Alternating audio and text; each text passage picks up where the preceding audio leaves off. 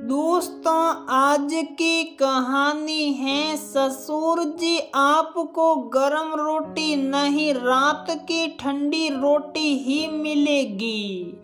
दोस्तों, कहानी शुरू करने से पहले अगर आपने हमारे चैनल को सब्सक्राइब नहीं किया है तो सब्सक्राइब कर लीजिए ताकि आपके पास पहुंचे हर नया वीडियो। अवंती और अभिराम के दो संतान, एक बेटा और एक बेटी। होने को कौन टाल सकता था। एक सड़क दुर्घटना में युवा बेटे की मृत्यु हो गई। इस घटना को गुजरे 5 वर्ष से ऊपर हो गए। जीवन फिर धीरे धीरे पटरी पर आने लगी। जीवन की नई शुरुआत फिर से परिवार ने किया। बेटी का ब्याह हुआ। अवंती और अभिराम का मॉल पार्टी, पिकनिक, घर पर पार्टी या उत्सव, हर साल भ्रमण के लिए जाना, सब कुछ पहले की तरह चलने लगा। नहीं बदली तो सिर्फ 2 घटनाएं। एक तो अवंती का भगवान जी की पूजा और दूसरी ससुर जी के लिए 2 रोटियां बनाना। जाहिर सी बात थी, जिस भगवान ने अवंती की एक ना सुनी वह क्यों भला उनकी पूजा करने लगी। ससुर जी ही दिया बाती करने लगे, पर उम्र के साथ साथ वह भी कमजोर होते गए। पूजा घर एक ढंग से बंद ही रहने लगा। बात 2 रोटियों की। पुत्र की मृत्यु के बाद अवंती कई महीनों तक अपने कमरे में ही रहने लगी थी। बेटे को याद कर रोती, भगवान को कोसती। अवंती के दुख को कोई नहीं हर सकता था। अवंती की मानसिक अवस्था देख। एक खाना बनाने वाली को रखा गया। सुबह शाम खाना बनाने वाली आकर खाना बना जाती थी। ससुर जी के लिए रोटियां शाम से बनाकर रखने से ठंडी पड़ जाएगी, इसलिए पड़ोस में रहने वाली अवंती की देवरानी सुलभा ससुर जी के लिए रात के खाने के समय 2 गरम रोटियां भेजने लगी।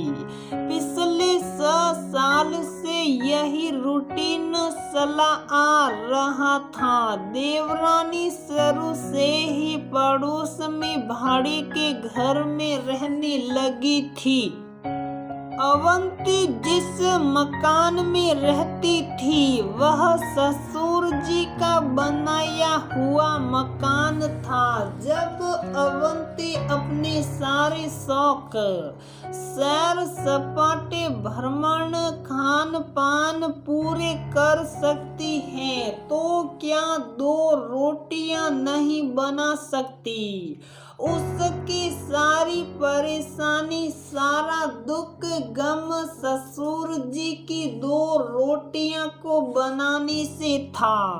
बाई के नरम गरम तबीयत के बारे जान अभिराम की बुआ आई हुई थी। रात के 9 बज गए, पर अवंती ने अब तक ससुर जी को खाना नहीं परोसा था।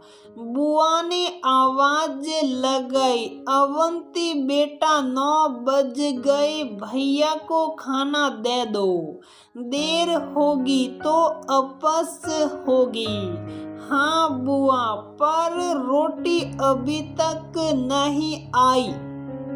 नहीं आई, क्या मतलब? बुआ आश्चर्य से पूछी।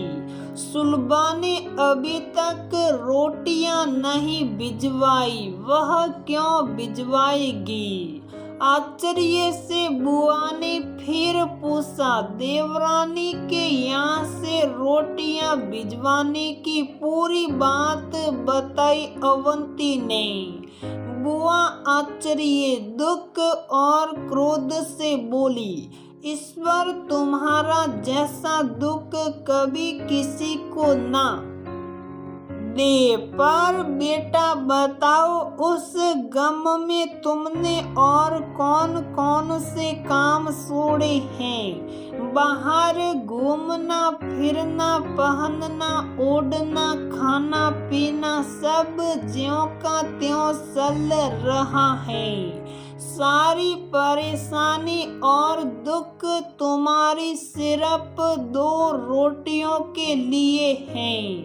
जब जायदाद का बंटवारा होगा तो देवरानी भी बराबर की हिस्सेदार बनेगी ना? तो क्या वह 2 रोटी नहीं बना सकती? अवंती ने ठिठाई से पूछा। जिसकी संपत्ति नहीं, क्या उस ससुर की सेवा बहुएं नहीं करती?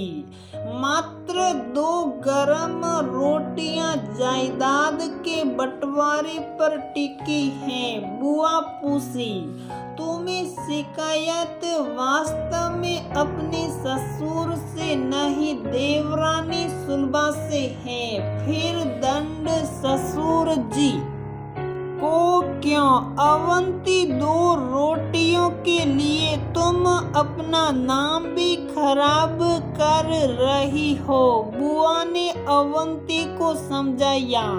अवंती बहुत देर तक मौन रही, फिर बोली, आप सही कह रही हैं। देवतुल्य ससुर जी से मुझे कभी कोई शिकायत न थी, ना होगी।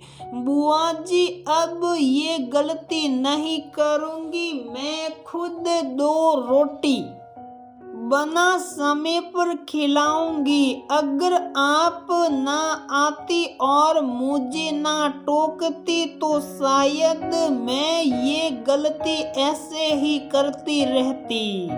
मुझे माफ कर दीजिए बुआ जी, अवंती दुखी मन से बोली। दोस्तों, ऐसे कितने ही घरों में होता होगा जहां देवरानी जेठानी या ननद का गुस्सा सास ससुर पर उतारा जाता होगा।